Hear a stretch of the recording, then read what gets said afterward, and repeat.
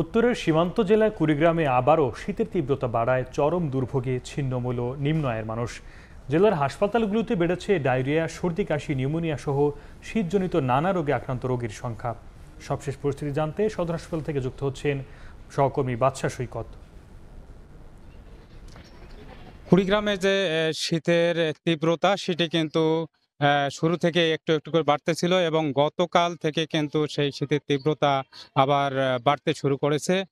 অর্থাৎ যখন গতকাল সারাদিন সূর্যের দেখা না মেলায় কিন্তু যে তাপমাত্রা সেটি কিন্তু নিম্নগামী হয়ে পড়ছিল। আর হলো যে এই জেলার অবস্থানটি এমন যে এখানে আসলে নদ-নদী পরিবেষ্টিত একটি জেলা। এখানে ১৬টি নদ-নদী রয়েছে। ব্রহ্মপুত্র, ধরলা, তিস্তা, দুধকুমার সহ সেই নদ-নদীর কারণে কিন্তু এই জেলায় এছাড়াও সীমান্তবর্তী জেলা হওয়ায় এখানে কিন্তু প্রতি বছর শীতের যে তীব্রতা সেটি কিন্তু অনেকটাই বেড়ে যায়। এর কারণে কিন্তু এই জেলায় যে বিশেষ করে হতদরিদ্র এবং নিম্ন আয়ের মানুষ রয়েছেন, তারা কিন্তু শীতকষ্টে ভুগতে থাকেন। আমি কুড়িগ্রামের যে আবহাওয়া অফিস রয়েছে আমি কথা বলেছি, তারা আমাকে জানিয়েছেন যে আজকে জেলার সর্বনিম্ন তাপমাত্রা রেকর্ড করা হয়েছে ১২.৬ ডিগ্রি সেলসিয়াস।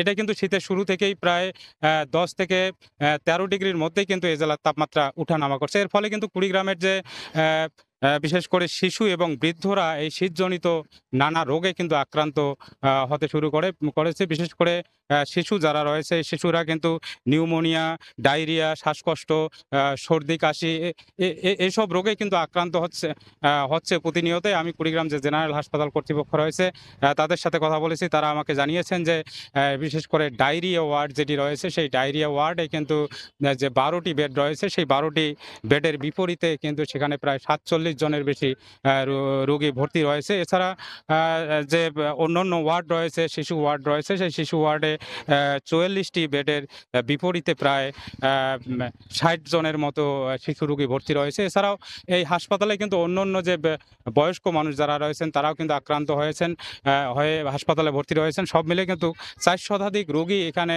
এই কুড়িগ্রাম ২৫০ শয্যা হাসপাতালে ভর্তি রয়েছেন। আর এখানকার যে বহির্বিভাগের অবস্থা যদি বলি তাহলে প্রতিদিনে প্রায় ২,০০০ মানুষের বেশি এখানে বহির্বিভাগে চিকিৎসা নিচ্ছেন এই শীতজনিত রোগ সহ অন্যান্য রোগে।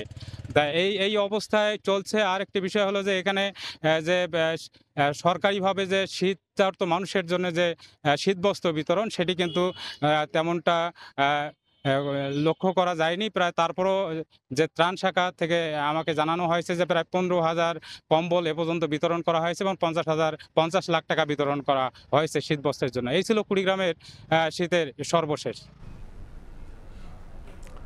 শীতের কারণে ঠান্ডাজনিত নানা রোগে রোগীদের হাসপাতালে বাড়ছে ভিড়। সে খবর জানাচ্ছিলেন কুড়িগ্রাম থেকে সহকর্মী বাদশা সৈকত।